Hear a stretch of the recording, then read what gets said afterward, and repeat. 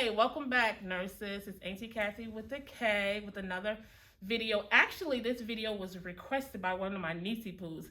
She just got her first job as a nurse and she wanted a refresher on how to start an IV. And I thought to myself, who is very, very good at IVs? And then was like, best friend, Chantel with an S, Auntie Chantel with an S is here to demonstrate how to start an IV and give you some tips and tricks that she utilized in the field. Okay? So, can you just briefly introduce yourself? Because what I figured out about YouTubers, they don't like watching long videos. And if you guys with the cake and talk and talk and talk and talk, so we got to keep it short and simple. All right. They'll click out. So, We'll make briefly. this quick. Okay. All right. I'm Chantel with an S. I've been nursing for 17 years, and I am currently still working in the field at the bedside. So yes, IV starts are one of my things. Not to brag about myself a little bit. Girl, go ahead and brag. That's But what we do. I know some places I go to, they call me an IV guru, so I accept that. Okay. So, but number one thing is that don't be too prideful, because when you go in there prideful, you're gonna blow that IV. Facts.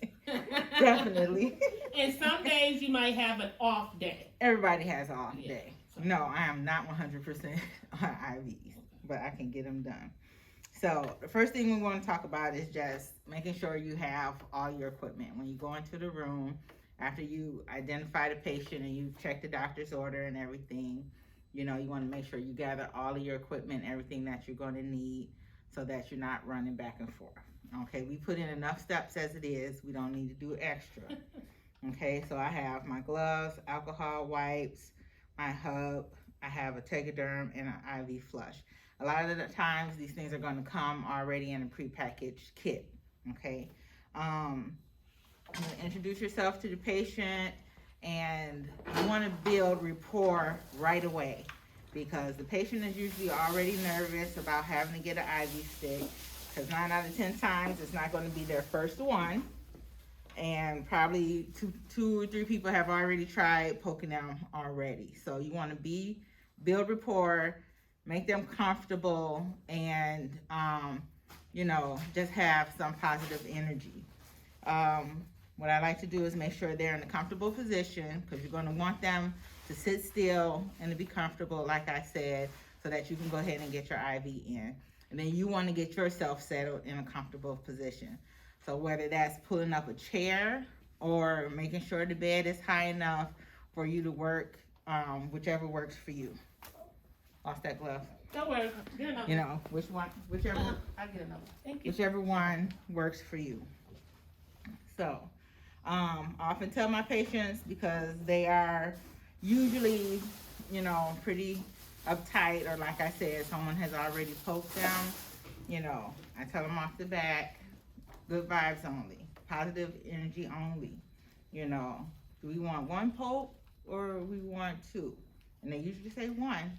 And I just tell them, feed me all your positive energy and we can get this done. Okay? So, after sanitizing my hands and everything, getting my gloves, make sure you have gloves that fit good. You don't want them to be too big, because you don't want them coming off and they're going to interfere with you palpating the vein. So you want to decide which arm you're going to use. So you want to make sure that they don't have any skin issues, rashes, phlebitis, injuries, or anything like that going on. If they've had a stroke, then you don't want to use the affected arm. Make sure they haven't had a mastectomy or dialysis, shunt, or fistula, and then ask them what their preference is. Okay. You don't usually want to do the dominant arm, because they're going to be moving that arm a lot to do everything for.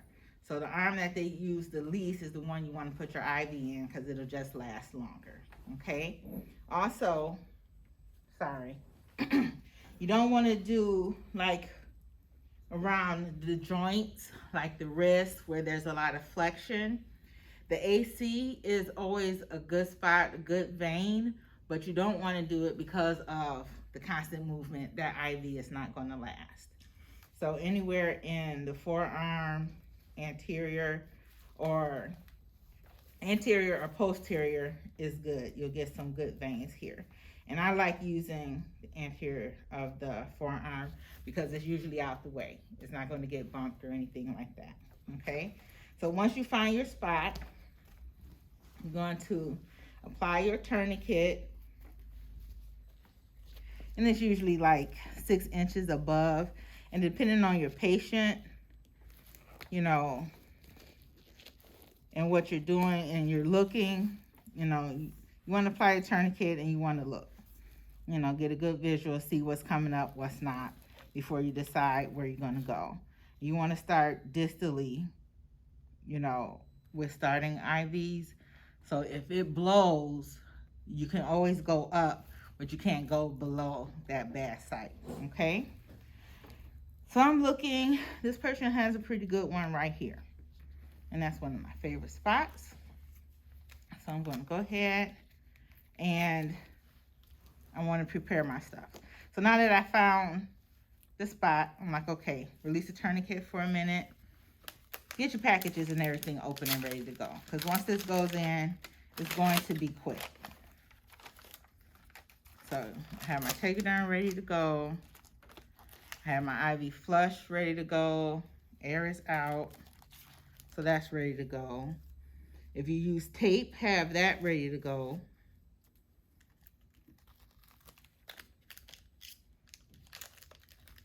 Let's get this together.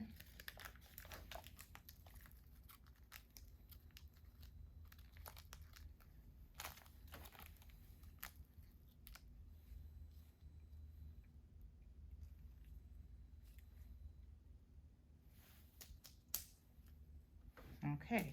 So why did you do that? What I did is because when you have the hub, it has air in it. So you have to flush it and you have to tap it to make sure you get that little bit of air bubble out of there.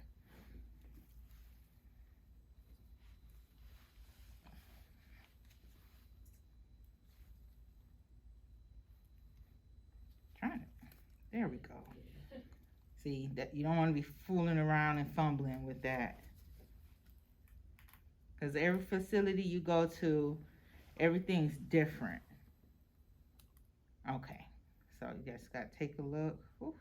And I like to loosen up my hub at the top of there. Mm-hmm. Yeah, it's twisted. Yeah. Now, you be careful when you do that, because if you do that and if you pull the catheter up and the needle back down, sometimes that needle will pierce that catheter and you could inadvertently inject a broken piece of the catheter in and cause an emboli. All right, I think we're good to go. So let me get my catheter back on. I almost enjoy doing this too much. All right. Find your spot, and you're gonna clean like 2 inches. You start in the center, work your way in a circle. You're doing about 2 inches. You wanna give a good clean area.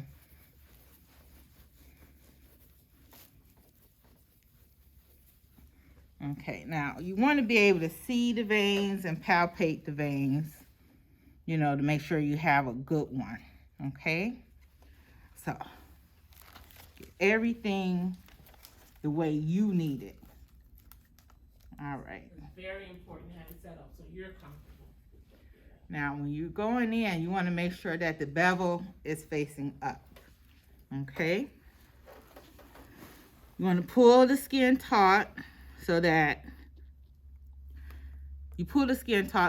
the needle can go right in, okay? You want to go in at an angle, which is about 15 to 25 degrees. Go in. You should get a flashback or feel a little resistance. So I have flashback there. So now I can lower the needle, advance it, advance my catheter. But you don't need to do the needle all the way in. Okay? Then, whoop, there. I don't know how to do the safety on that. That's okay. A good thing. So we got blood return, and that's flush, so I can go ahead and add my cap. I'll loosen up my thing, my tourniquet. Good. So I got good blood return. I'm flushing it. I don't see any bubble or anything, so it's not infiltrated. There. And now I can secure my IV. Let's see if she's cleaning it up. She's not a nasty nurse.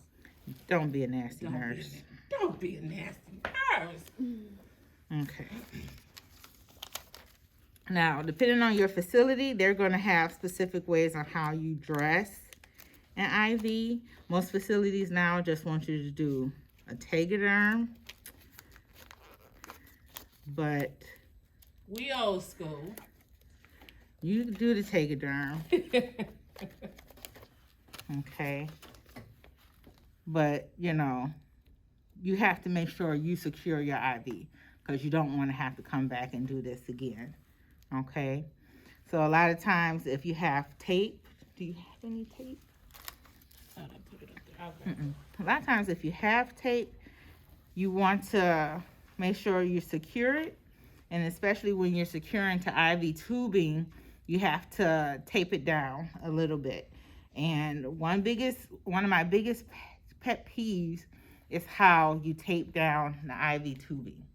You don't want to put the tape and just lay it flat and put the tubing against the person's skin, because that's going to cause a pressure injury, okay? And that's, of course, the last thing we want, last thing the patient wants, the last thing the hospital wants, okay? So there's a special way to connect the tape and the tubing when you do that.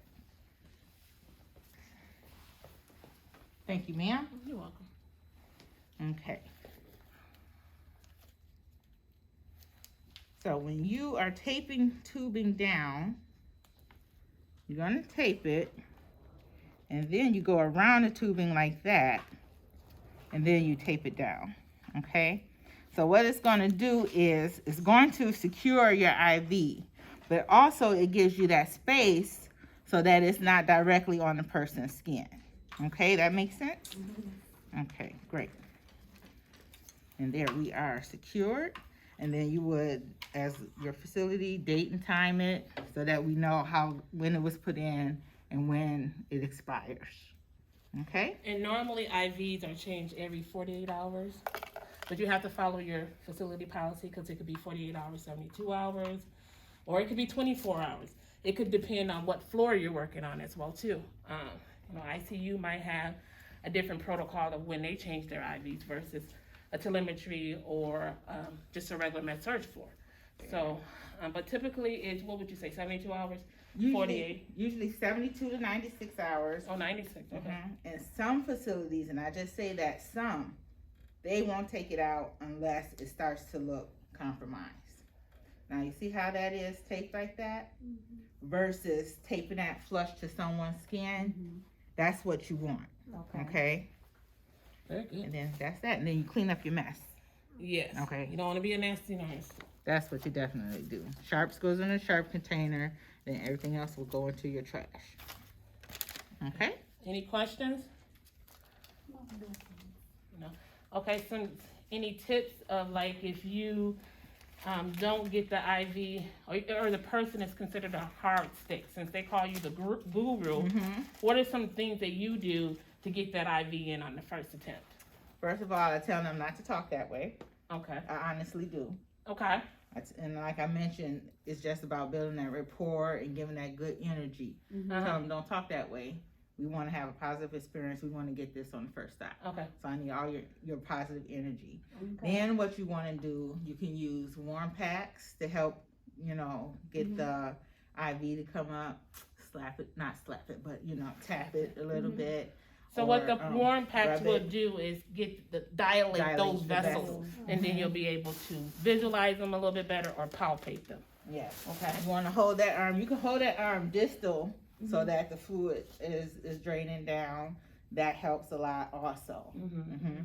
So those are a couple of things to do. And most importantly, if you don't see anything and you don't feel anything, don't poke. Don't go in blind.